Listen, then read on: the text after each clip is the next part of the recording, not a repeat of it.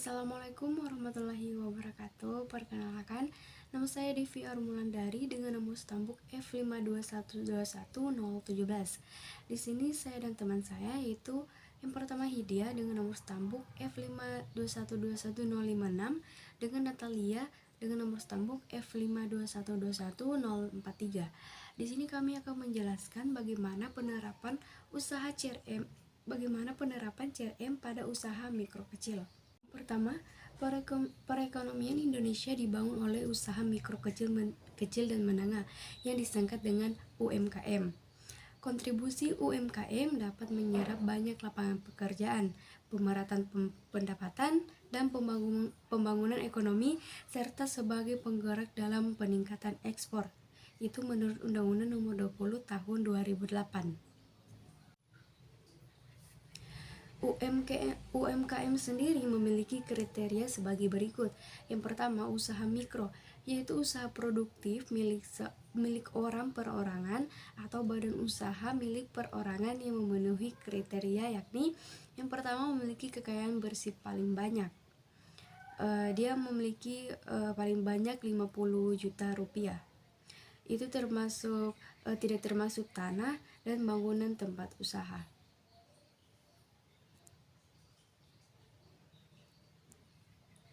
Yang kedua, memiliki hasil penjualan tahunan, dia itu paling banyak 300 juta rupiah. Selanjutnya akan dijelaskan oleh teman saya. UMKM memiliki kriteria sebagai berikut. 2. Usaha kecil, yaitu usaha ekonomi produktif yang berdiri sendiri yang dilakukan oleh orang perorangan atau badan usaha yang bukan merupakan anak perusahaan atau bukan cabang perusahaan yang dimiliki, dikuasai atau menjadi bagian, baik langsung maupun tidak langsung, dari usaha menengah atau usaha besar yang memenuhi kriteria, yakni pertama, memiliki kekayaan bersih lebih dari 50 juta rupiah sampai dengan paling banyak 500 juta rupiah, tidak termasuk tanah dan bangunan tempat usaha, atau memiliki hasil penjualan tahunan lebih dari 300 juta rupiah sampai dengan paling banyak 2 miliar 500 juta rupiah. UMKM memiliki kriteria sebagai berikut. 3. Usaha menengah, yaitu usaha ekonomi produktif yang berdiri sendiri, yang dilakukan oleh orang perorangan atau badan usaha yang bukan merupakan anak perusahaan atau cabang perusahaan yang dimiliki, dikuasai, atau menjadi bagian baik langsung maupun tidak langsung dengan usaha kecil atau usaha besar yang memenuhi kriteria. Memiliki kekayaan bersih lebih dari 500 juta rupiah sampai dengan paling banyak 10 miliar rupiah, tidak termasuk tanah dan bangunan tempat usaha, atau memiliki hasil penjualan tahunan lebih dari 2 miliar 500 juta rupiah sampai dengan paling banyak 50 miliar rupiah. Di Kota Palu, perkembangan bisnis UMKM cukup baik.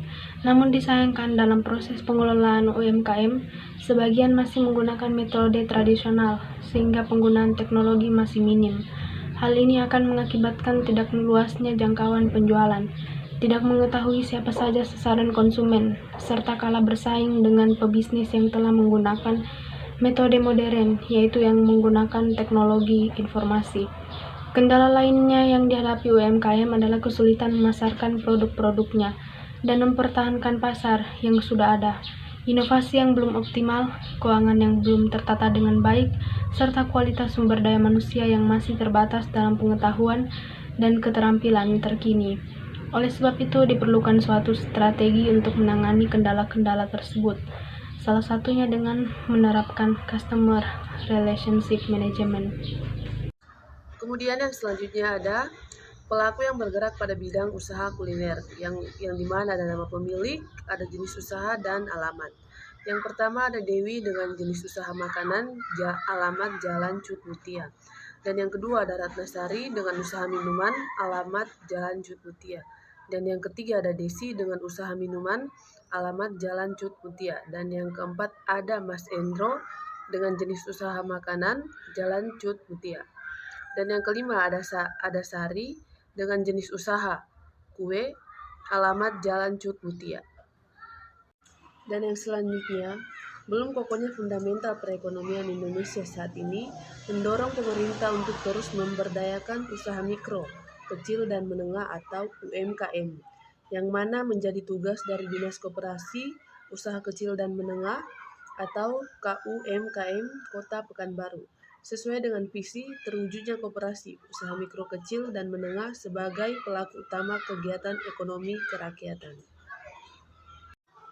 Frederick Nawal dalam bukunya Loyalty.com tahun 2000 yang dikutipkan oleh Amin Widjaja menyatakan bahwa customer relationship management adalah proses memodifikasi perilaku konsumen dari waktu ke waktu dan belajar dari sikap interaksi, merubah,